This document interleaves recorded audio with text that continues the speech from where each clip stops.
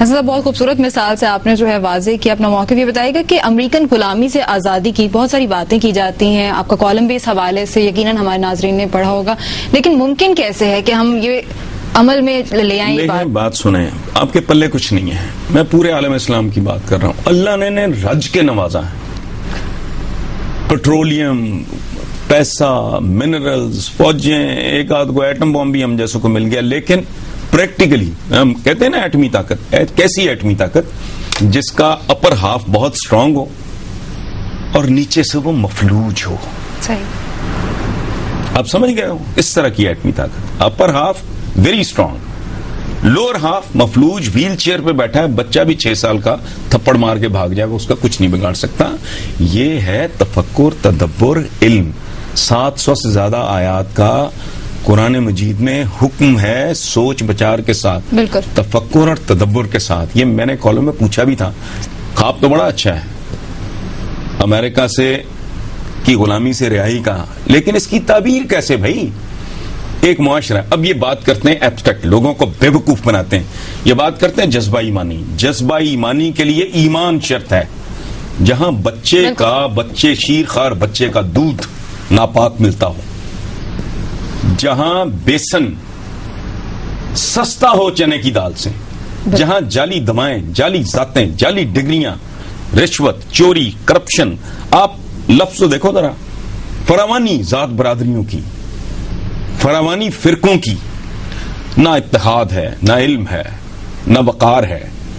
تو بات کرنا ہے کہ جذبہ ایمانی، اور جذبہ ایمانی کے لیے ایمان ضروری ہے، اور ایمان کے لیے یہ ساری چیزیں ہیں. علم مومن کی کھوئی ہوئی میراث ہے، جاہل ترین ملکوں میں ہمارا شمار ہوتا ہے. حکم یہ ہے، صفائی نصف ایمان ہے. آنکھ سے لے کے روح تک کی صفائی. یہ گندگی کے چلتے پھرتے ڈھیر ہیں. پھر یہ اس طرح کی باتیں کرتے ہو جو زیب نہیں دیتا. خواب دیکھنا اس پہ کوئی پابندی نہیں ہے، دیکھو ضرور دیکھو، لیکن اس کی فیزیبلٹی، بھائی ریڑی، گنڈیریوں کی ریڑی اگر آپ کوالیفائڈ ہو، ماشاءاللہ، میں بھی 1.5-2 کتابیں میں نے بھی زندگی میں پڑھی ہیں، میں گنڈیریوں کی ریڑی لگانے کے قابل نہیں ہوں.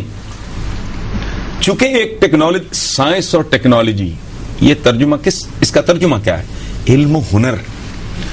ہنر ہے گنڈیری کاٹنا، بالکل گنا چھیلنا اور ایک سائز کی گنڈیریوں کی شکل میں اسے تبدیل کرنا، یہ ہنر ہے. یہ کخ بھی نہیں ہے ان کے پلے.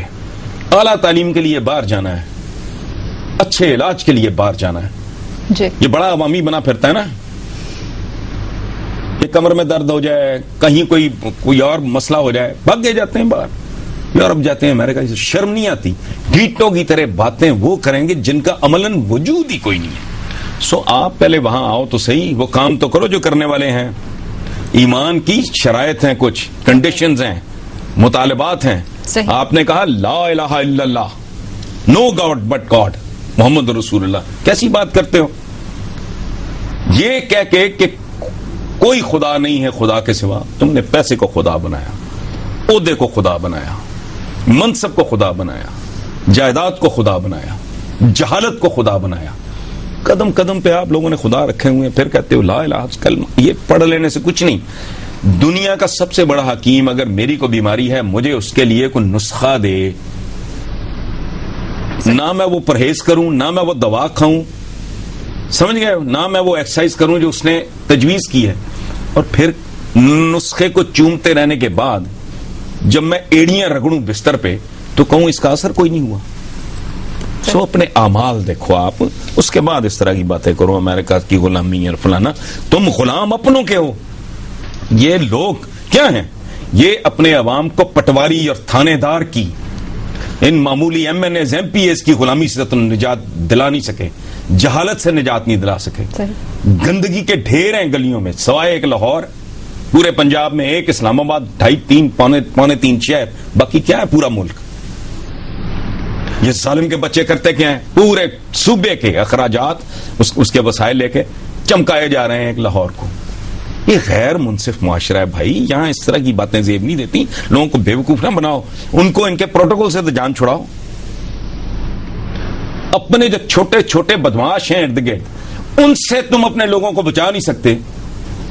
ہزاروں میل دور، 7 سمندر پار، سپر پار سے بچاؤ گے؟ یہ لوگوں کو بیوقوف بنا. حسن نثار صاحب حقائق پر ہم اور بھی روشنی ڈالیں گے لیکن ایک بریک کے بعد. ناظرین بریک کے بعد ایک بار پھر سے حسن صاحب کے ساتھ اپنی گفتگو کو آگے بڑھاتے ہیں. حسن صاحب آپ کے ایک پروگرام کے حوالے سے بہت سے لوگ جاننا چاہتے ہیں داڑھی کی اہمیت کے حوالے سے آپ کا کیا نظریہ ہے؟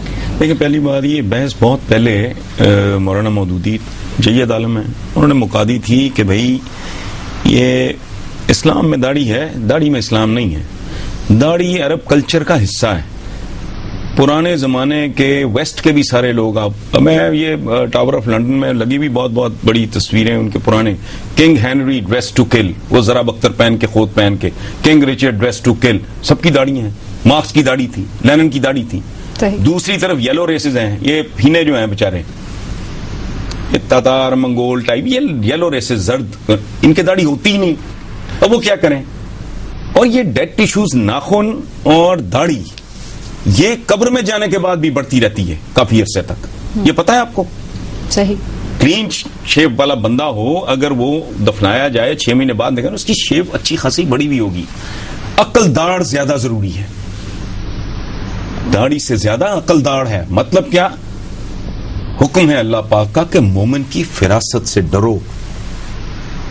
مومن بہت زیادہ وائز ہوتا ہے, بہت زیادہ عقل مند ہوتا ہے, اس کی اس چیز سے ڈرنے کی ضرورت ہے. اور دوسری بات یہ ہے کہ میں نے ٹریول بائی کار کیا فرام, میرا کافی ایکسپوجر ہے عرب ورلڈ کے ساتھ. میں نے ریاض سے Jeddah, it's a very long journey, تو گاڑی سے میں باہر اور میں اس میں ڈیزرٹ اسٹارم میں پھنس گیا. میرا آدھا چہرہ جل گیا تھا کیونکہ ریت جسے آپ کہتے ہیں نا سینڈ پیپر, ریگ مار, وہ ہلکا سا بھی اگر آپ کے ادھر چیک پہ میں رگڑ دوں تو کیا ہو جائے گا؟ بلیڈنگ ہو جائے گی. ہوتا کیا ہے وہ چپکائی بھی ہوتی ہے اس کاغذ پہ انہوں نے سینڈ, ریت. اب ریت اگر سینکڑوں میل فی گھنٹے کی رفتار سے چل رہی ہوگی تو ہوگا کیا؟ وہ ہوا جو میرے ساتھ ہوا تھا.